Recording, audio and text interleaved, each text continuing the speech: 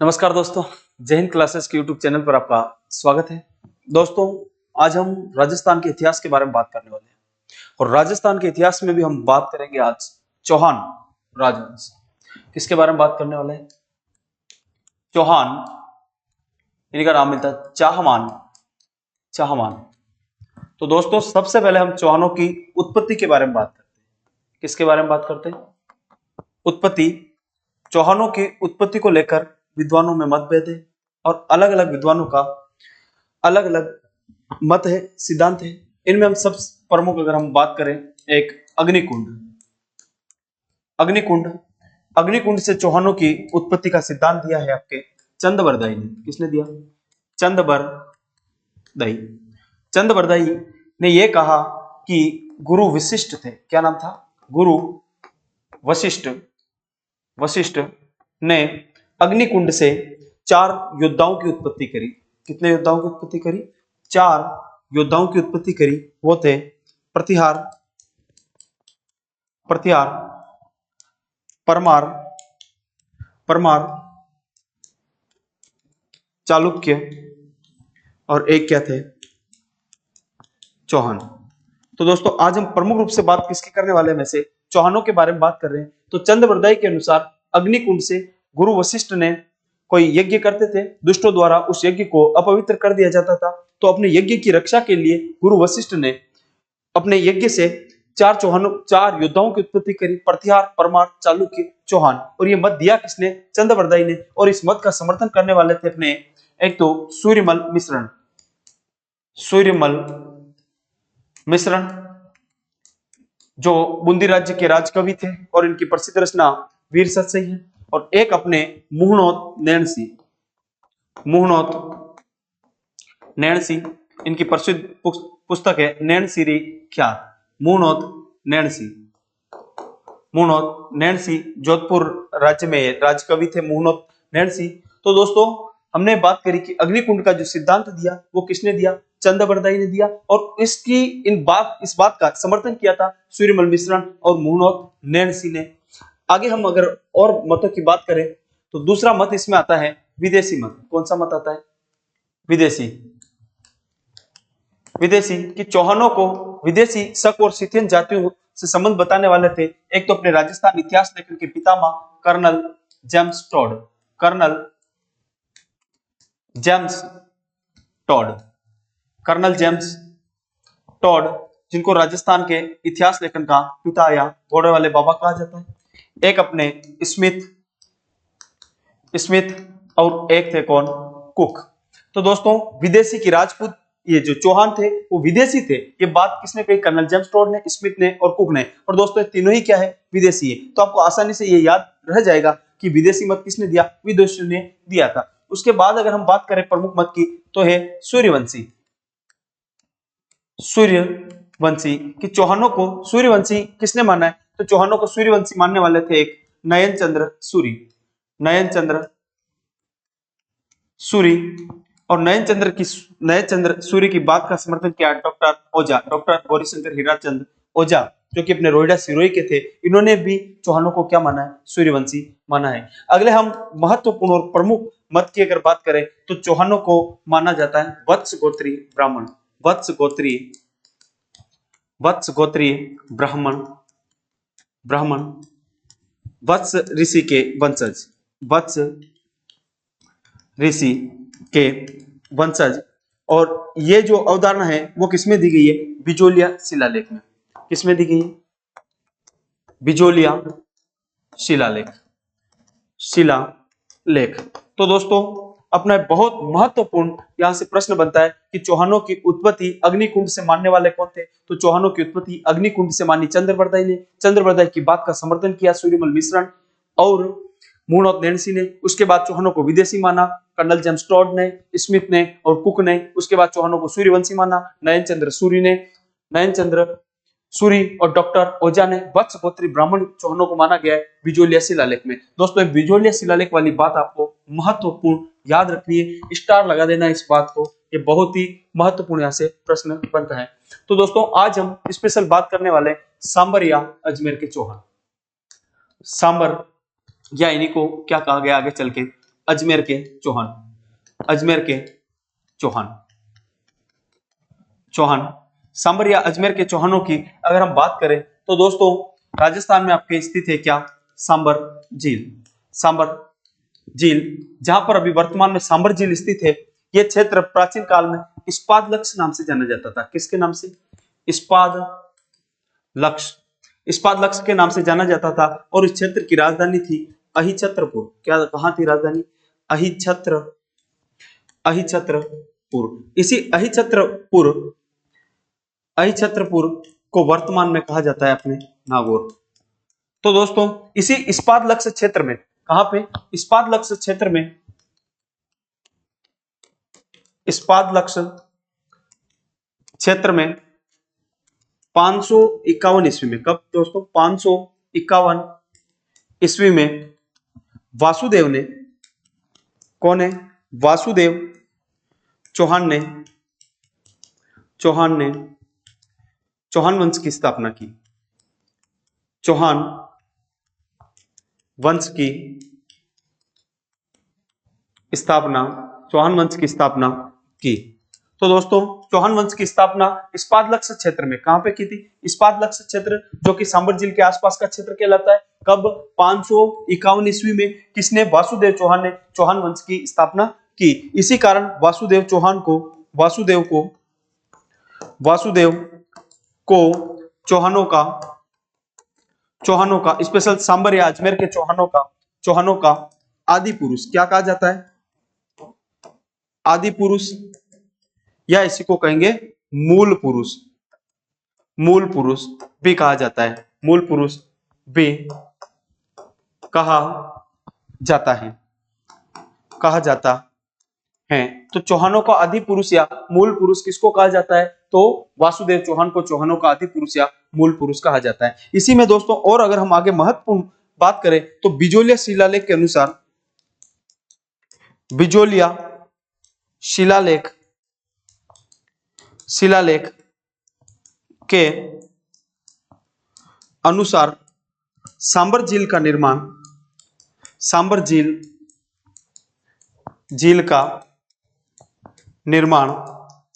करवाया। किसने करवाया सांबर झील का निर्माण? वो भी वासुदेव चौहान ने सांबर झील का निर्माण करवाया। और किसके अनुसार? तो बिजोलिया शिलालेख के अनुसार सांबर झील का निर्माण भी किसने करवाया? वासुदेव चौहान ने करवाया। और अगर हम दोस्तों बात करें तो इस सांबर में स्थित है शाकंभरी माता का मंदिर। किसका मंदिर? शाकंभरी माता। तो शाकंभरी माता का मंदिर भी दोस्तों कहां पे स्थित है? सांबर में स्थित है। और इसी शाकंभरी माता को चौहानों की कुल देवी कहा जाता है। चौहानों की कुल देवी। तो सांबर के चौहानों की कुल देवी, कहां के चौहानों की कुल देवी? तो सांबर के चौहानों की कुल देवी भी किसको कहा जाता है दोस्तों? शाकंभरी माता को सांबर के चौहानों की कुल देवी कहा जाता है। तो दोस्तों अब तक हमने बात करी कि सांबर के जो चौहान वंश की जो उत्पत्ति है वो सांबर झील के आसपास, या चौहान वंश की स्थापना सांबर झील के आसपास 551 ईस्वी में वासुदेव के चौहान द्वारा की गई। वासुदेव चौहान को सांबर के चौहानों को आदि पुरुष या मूल पुरुष कहा जाता है। और बिजोलिया शिलालेख के अनुसार वासुदेव चौहान ने सांबर झील का क्या करवाया? निर्माण करवाया। अब हम आगे और प्रारंभिक शासकों के बारे में बात करें तो इसके बाद एक और शासक आता है अपने गुवक के बारे में आपको ये बात ध्यान रखनी है कि जो गुवक के बारे में हमें यही जानकारी मिलती है कि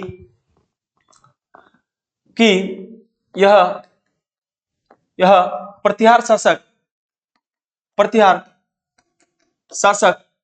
वत्सराज, किसका?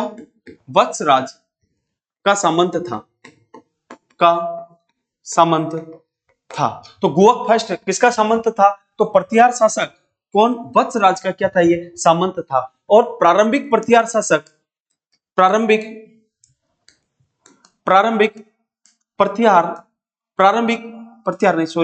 चौहान शासक, प्रारंभिक चौहान शासक प्रतिहारों के सामंत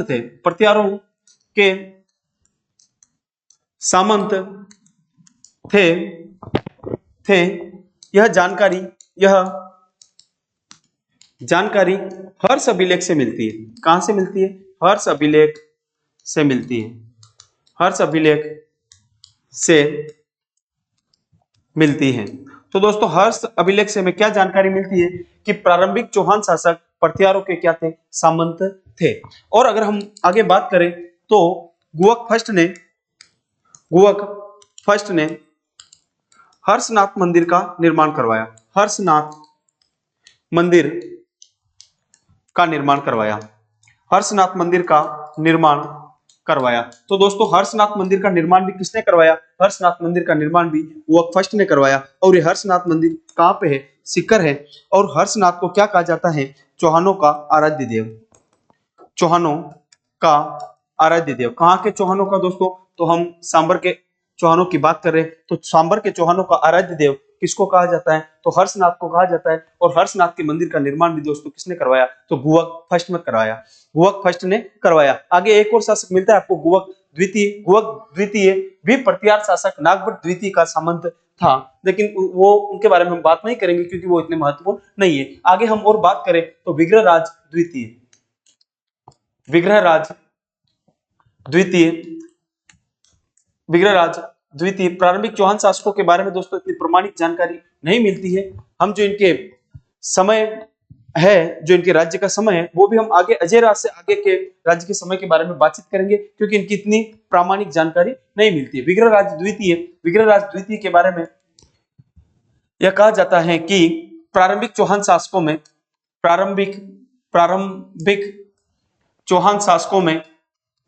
चौहान शासकों में सबसे प्रतापी शासक। तो दोस्तों प्रारंभिक चौहान शासकों में सबसे प्रतापी शासक कौन था? तो प्रारंभिक चौहान शासकों में सबसे प्रतापी शासक कौन था? विग्रहराज द्वितीय। और अगर हम इनके बारे में बात करें तो इन्होंने गुजरात के शासक मूलराज को परास्त किया। ये जानकारी मिलती है। मूलराज को परास्त किया। गुजरात के शासक मूलराज को परास्त किया। तो कौन से चौहान शासक ने गुजरात के शासक मूलराज को परास्त किया? तो गुजरात के शासक मूलराज को परास्त भी किसने किया? विग्रहराज द्वितीय ने किया। तो दोस्तों इसके बाद अगर हम और चौहान शासकों के बारे में बात करें तो इतने कोई महत्वपूर्ण शासक नहीं है, फिर भी अगर हम उनके नाम लिखने चाहे तो उनके नाम है, एक तो वीरराम के बाद कोई चामुंडराज करके एक शासक आता है। चामुंडराज के बाद में दुर्लभ राज तृतीय शासक आता है। फिर इसके बाद एक और शासक वीर सिंह आता है। वीर सिंह के बाद में विग्रहराज तृतीय करके एक शासक आता है। और विग्रहराज तृतीय के बाद में एक पृथ्वीराज फर्स्ट करके शासक आते हैं। तो ये बीच में छोटे मोटे शासक आते हैं जिनके बारे में न तो इतनी प्रामाणिक जानकारी मिलती है, ना ही अपने एग्जाम की दृष्टि से इतने महत्वपूर्ण है। दोस्तों अब हम बात करने वाले चौहान राजवंश में जो अपने परीक्षा की दृष्टि से सबसे महत्वपूर्ण शासक है उनके बारे में। वो महत्वपूर्ण शासक है आपके अजय राज। यहां से आपके महत्वपूर्ण शासक शुरू हो जाते हैं। आपको प्रारंभ में ज्यादा अगर याद नहीं रखो तो आपको इतनी सी बात याद रखनी है कि अजमेर या सांबर के चौहान वंश का संस्थापक आदि पुरुष मूल पुरुष कौन है? तो वासुदेव चौहान है। और उन्होंने 551 ईस्वी में सांबर के आसपास चौहान वंश की स्थापना करी थी। फिर उसके बाद में आगे आप अगर जानकारी रखना चाहो तो गुवक फर्स्ट वगैरह इनके बारे में जानकारी मिलती है कि ये पृथ्वीराज शासकों के सामंत थे।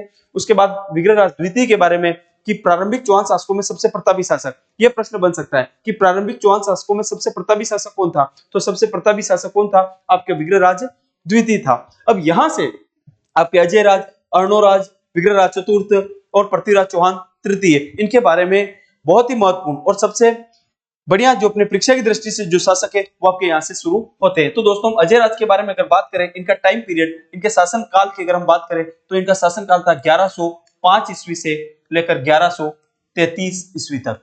1105 ईस्वी से लेकर 1133 ईस्वी तक किसका शासन रहा? तो किसका शासन था? अजय राज का शासन था। अगर हम इनके शासन काल में और बात करें, अजय राज ने 1113 ईस्वी में ईस्वी में अजमेर की स्थापना की? अजमेर की स्थापना की। बहुत महत्वपूर्ण प्रश्न कि अजमेर की स्थापना किसने करी और कब करी? तो अजमेर की स्थापना किसने करी? अजय राज ने करी। और कब करी? तो 1113 ईस्वी में करी। और अजमेर की स्थापना करके इन्होंने अजमेर को क्या बनाया? अजमेर को क्या बनाया इन्होंने? राजधानी बनाया।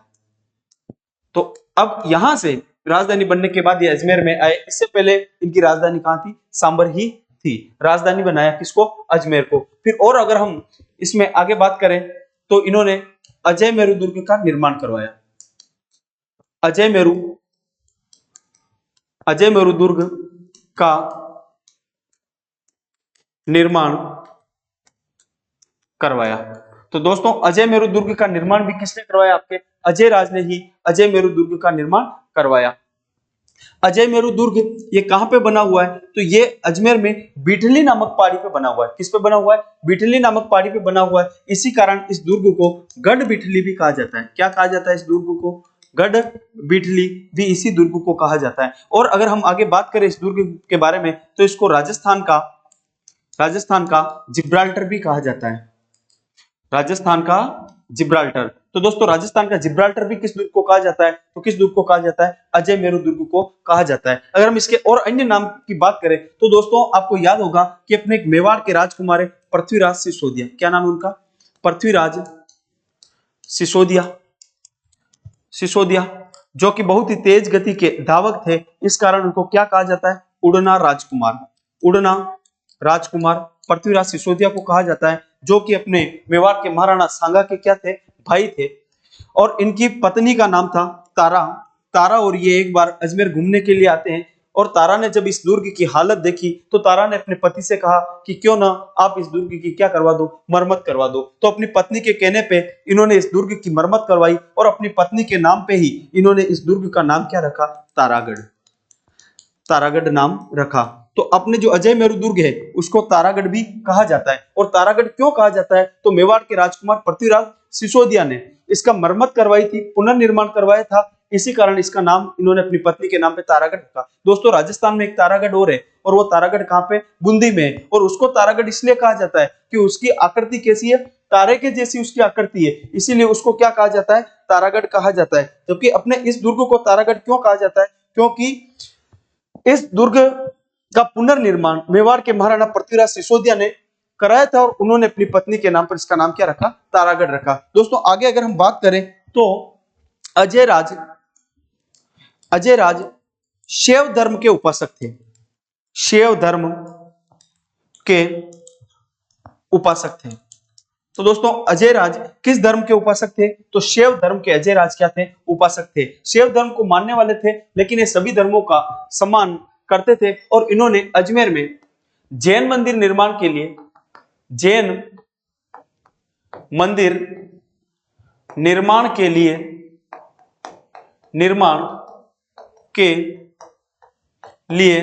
स्वर्ण कलश भेंट किया।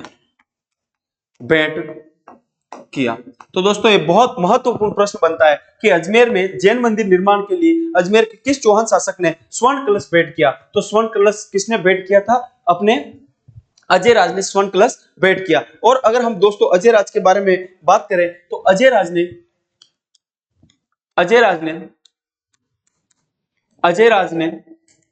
चांदी व तांबे के सिक्के चलाए।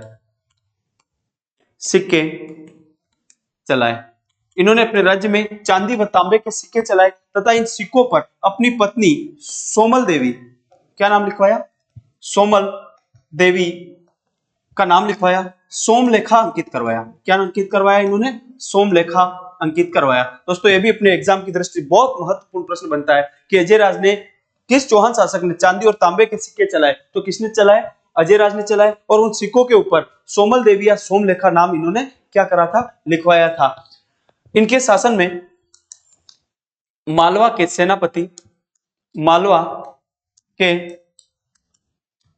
सेनापति सालहन, क्या नाम था उसका? सालहन ने आक्रमण किया।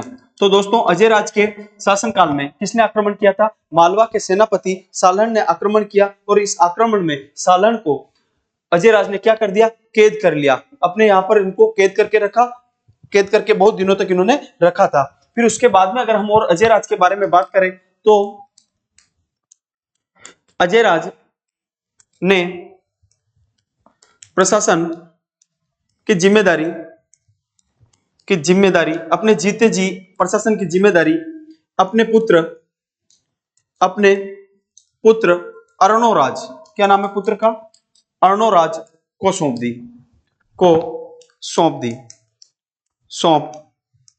दी। तो प्रशासन की जिम्मेदारी इन्होंने किसको सौंप दी? अर्णोराज का अन्य नाम क्या मिलता है दोस्तों? आनाजी। तो इन्होंने आनाजी को प्रशासन की जिम्मेदारी सौंप दी तथा ये स्वयं कहां पे चले गए? सौंप दी जिम्मेदारी, प्रशासन की जिम्मेदारी सौंपकर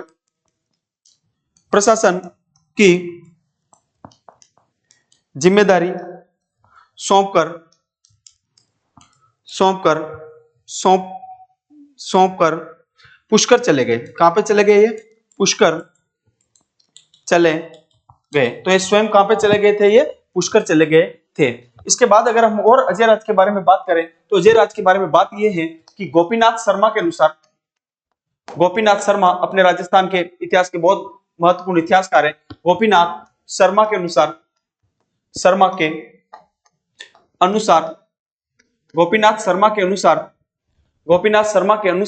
अजय राज का काल चौहानों का निर्माण काल कहलाता है। अजय राज का काल चौहानों का निर्माण काल कहलाता है। तो दोस्तों हमने बात करी अजय राज के बारे में और अभी हमने बात करी कि अजय राज अपने शासन की जिम्मेदारी किसको? अपने पुत्र अर्णोराज को सौंपकर कहां चले गए थे? पुष्कर चले गए थे। और अर्णोराज के और नाम क्या मिलता है? आनाजी। तो अपने आनाजी शासक रहेंगे फिर 1133 ईस्वी से 1155 ईस्वी तक। 1133 ईस्वी से 1155 ईस्वी तक अजमेर में किसका शासन रहा? अर्णो राजा आनाजी का शासन रहा। तो देखो अर्णो राजा आनाजी थे, सुबह सुबह जल्दी नहाने के शौकीन थे और इन्होंने नहाने के लिए ही अजमेर में किसका निर्माण करवाया? तो आना सागर झील का निर्माण करवाया। आना सागर झील का निर्माण करवाया। तो दोस्तों अजमेर में आना सागर झील का निर्माण किसने करवाया? तो अजमेर में आना सागर झील का निर्माण किसने करवाया? तो आना सागर झील का निर्माण अर्णोराज ने करवाया। और किस नदी पर करवाया? तो ये बांडी नदी पर। कौन सी नदी पर बनी हुई है आना सागर झील? बांडी नदी पर इन्होंने आना सागर झील का निर्माण करवाया। और अगर हम दोस्तों इधर बात करें अपने मुगल काल की, तो मुगलों में आपके सबसे पहले मुगल वंश के संस्थापक आपको पता है कौन होता है? बाबर का बेटा होता है हुमायूं का बेटा होता है अकबर। यहाँ पे बीच में शेरशाह सूरी का शासन आ जाता है हुमायूं में। अकबर, फिर अकबर के बाद में अकबर का बेटा होता है जहांगीर। अकबर का बेटा कौन होता है? जहांगीर। तो दोस्तों जहांगीर मैं आपको इसलिए बता रहा हूं कि ये जहांगीर एक बार यहाँ आया था और जहांगीर ने भी इस आना सागर झील के किनारे सुभाष उद्यान या दौलत बाग का निर्माण करवाया। आप ऐसे समझ सकते हो कि जहांगीर भी आया था यहाँ पे नहाने के लिए, ये नहाया यहाँ पे और फिर इसने देखा कि यार यहाँ कोई उद्यान नहीं है घूमने के लिए, तो इसने फिर एक उद्यान या गार्डन बना दिया। तो आना सागर झील के किनारे, आना सागर झील के किनारे जहांगीर ने सुभाष उद्यान, क्या नाम है उसका? सुभाष उद्यान या इसी को क्या कहते हैं? दौलत बाग का निर्माण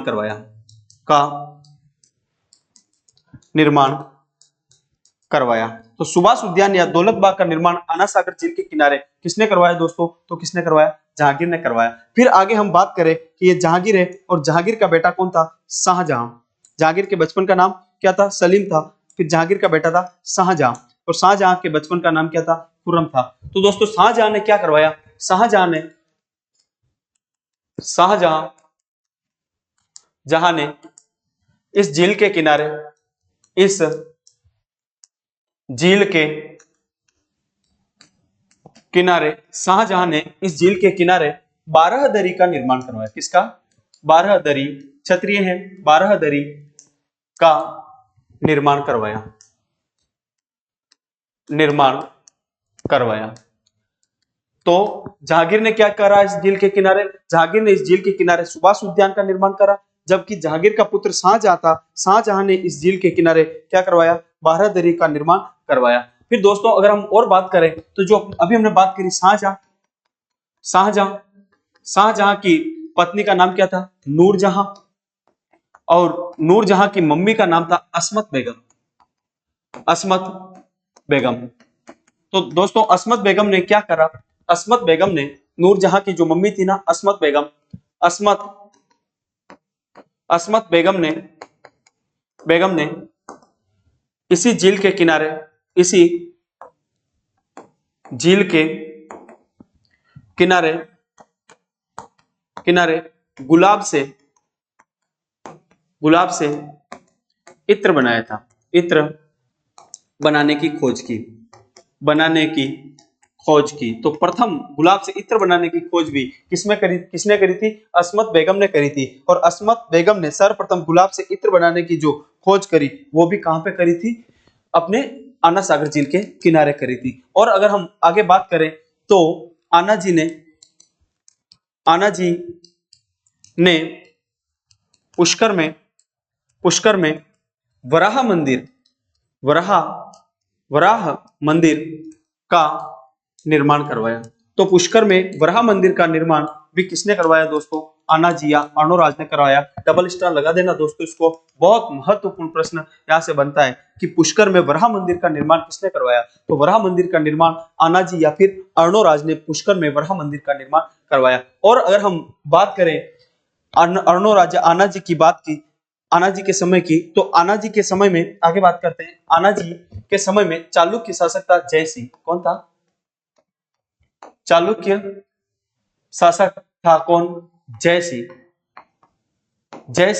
इसी जयसिंह ने 1134 ईस्वी में, कब? 1134 ईस्वी में अजमेर पर आक्रमण किया। कहां पे आक्रमण किया? अजमेर पर आक्रमण किया। और उस समय अजमेर के शासक कौन थे? आना जी। 1133 में, एक ही साल हुआ था, उनको आक्रमण किया। और इस आक्रमण में कौन हार जाता है? तो अपना जयसिंह क्या हो जाता है? हार जाता है। और जीत किसकी हो जाती है? आना जी की जीत हो जाती है। फिर इस हार के बाद में जयसिंह ने अपनी पुत्री कांचन देवी का विवाह, किसका विवाह करवाया? अपनी पुत्री कांचन देवी का विवाह आना जी के साथ में करवाया। तो आगे लिखो आप, चालुक्य शासक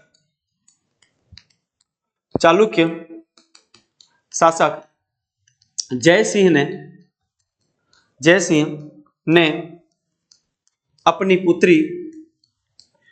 पुत्री कांचन देवी, क्या नाम उसका? कांचन।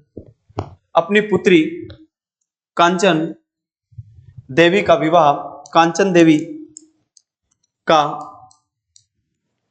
विवाह आना जी के साथ करवाया। आना जी के साथ करवाया। तो इनकी पत्नी का नाम क्या था? कांचन देवी, जो कि चालुक्य राजवंश से संबंधित थी। और अगर हम दोस्तों आगे बात करें तो 1155 ईस्वी में इनके पुत्र जगदेव ने आना जी की हत्या कर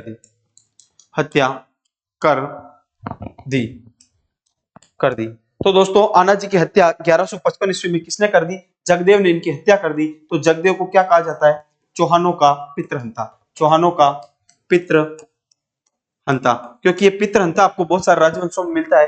जैसे अगर हम मेवाड़ के सिसोदिया राजवंश में मेवाड़ का पितृहंता की बात करें तो महाराणा कुंभा की हत्या उन्हीं के पुत्र उदा के द्वारा कर दी गई थी। तो इस प्रकार चौहानों का पितृहंता की अगर हम बात करें तो चौहानों का पितृहंता कौन है? आपके जगदेव था।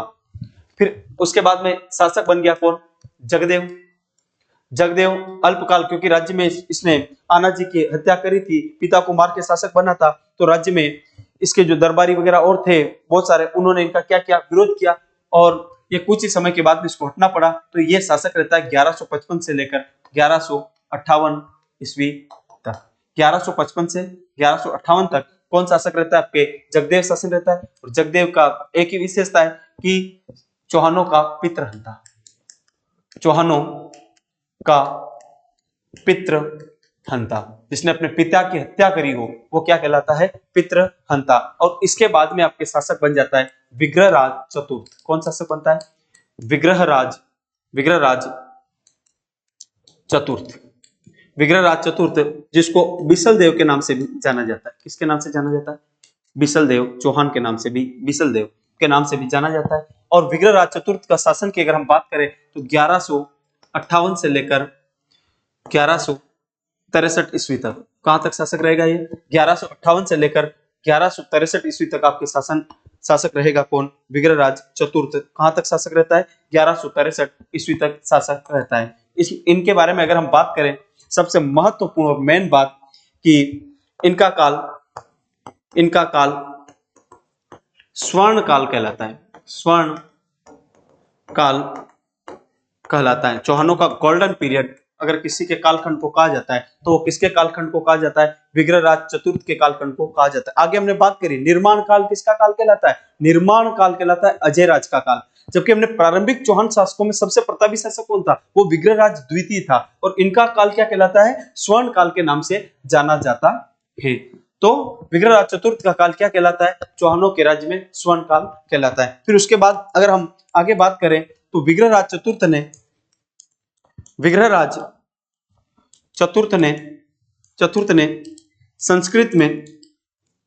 संस्कृत में हरिकेली, क्या नाम है? हरिकेली नाटक की रचना की। तो इन्होंने किसकी रचना करी? हरिकेली नाटक की रचना करी। दोस्तों आपको पता होगा नेता जो अपने राजा राम मोहन राय, कौन? राजा राम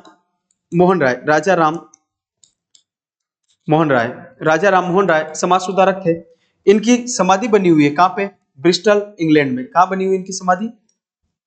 ये अकबर द्वितीय के पेंशन चालू करवाने के लिए इंग्लैंड गए थे, ब्रिस्टल इंग्लैंड, और वहीं पे इनका क्या हो गया था? निधन हो गया था राजा राम मोहन राय का। तो ब्रिस्टल इंग्लैंड में जो राजा राम मोहन राय की क्या बनी हुई है? समाधि बनी हुई है। क्या बनी हुई है? समाधि बनी हुई है। उसी समाधि पर हरिकेली नाटक की कुछ पंक्तियां लिखी गई हैं। तो हरिकेली नाटक की पंक्तियां कहां पे लिखी गई है? ब्रिस्टल इंग्लैंड में राजा राम मोहन राय की समाधि पर भी हरिकेली नाटक की पंक्तियां लिखी गई है। और हमने बात की कि इनका काल स्वर्ण काल कहलाता है। ये हमें जानकारी कहां से मिलती है कि इनका काल स्वर्ण काल है? तो इनके काल को पहली बात तो स्वर्ण काल कहते हैं क्यों? तो इनके काल को स्वर्ण काल इसलिए कहते हैं कि इनका जो है ना प्रशासन, दिल्ली तक इनका राज्य था। कहां तक राज्य था? दिल्ली तक साम्राज्य विस्तार किया इन्होंने, साम्राज्य विस्तार। तो इनके साम्राज्य का विस्तार दिल्ली तक था, इस कारण इनके काल को स्वर्ण काल कहा जाता है। और ये हमें जानकारी कहां से मिलती है कि इनका काल साम्राज्य दिल्ली तक था? इसकी जानकारी हमें मिलती है शिवालिक अभिलेख से। कहां से मिलती है? शिवालिक अभिलेख से। शिवालिक अभिलेख से हमें जानकारी मिलती है कि अपना जो बिसल देव या विग्रहराज चतुर्थ है, इसका साम्राज्य कहां तक था? तो इनका साम्राज्य कहां तक था? दिल्ली तक इनका साम्राज्य था। इसके बाद अगर हम और इनके बारे में बात करें तो इन्होंने अजमेर में सरस्वती कंठाभरण नामक पाठशाला का निर्माण करवाया। बिसल देव या विग्रहराज चतुर्थ एक ही। बिसल देव ने अजमेर में सरस्वती कंठाभरण नामक पाठशाला का निर्माण करवाया। पाठशाला का निर्माण करवाया। तो सरस्वती कंठाभरण नामक पाठशाला का निर्माण भी अपने अजमेर में किसने करवाया? तो किसने करवाया? बिसल देव ने करवाया। तो दोस्तों आपको पता होगा कि इसी सरस्वती कंठाभरण जो पाठशाला थी, इसी को मोहम्मद गोरी के सेनापति या गुलाम था वो वैसे, और सेना का संचालन भी संभालता था।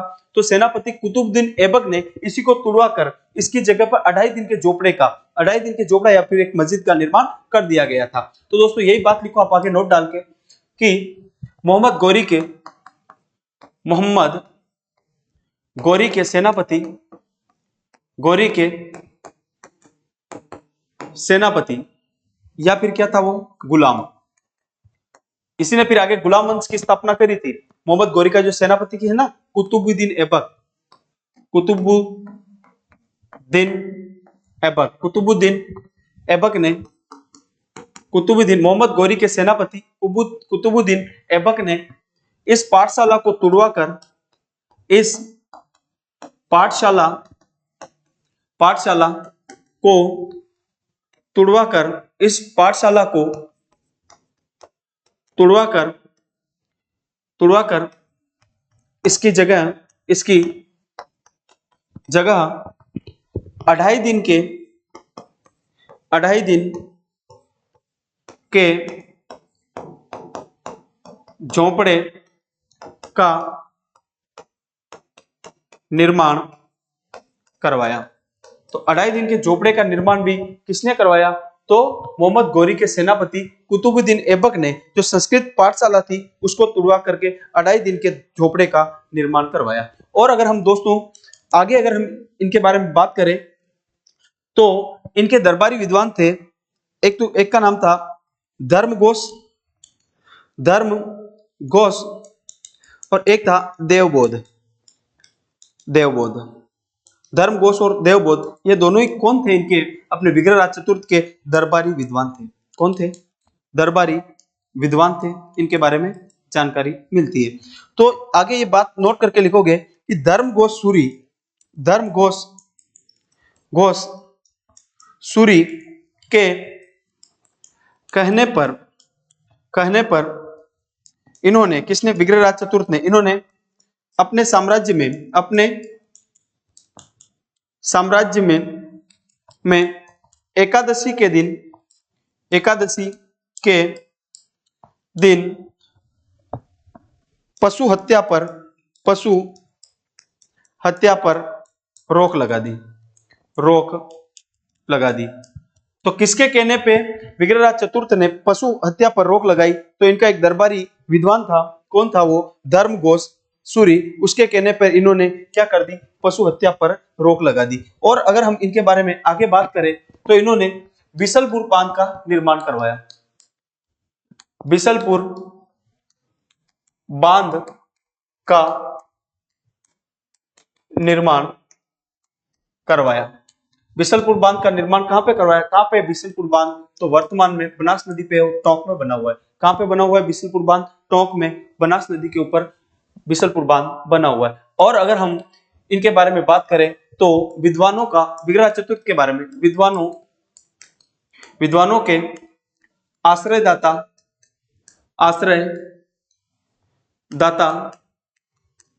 होने के कारण कवि बांधव, कौन सी उपाधि धारण करी इन्होंने? कवि बांधव की उपाधि धारण की। तो दोस्तों हमने बात करी कि स्वयं भी क्या थे? उपाधि धारण की। स्वयं ने भी हरिकेली नाटक लिखा, स्वयं भी बहुत अच्छे साहित्यकार थे और वापस विद्वानों के आश्रयदाता होने के कारण इन्होंने क्या करी?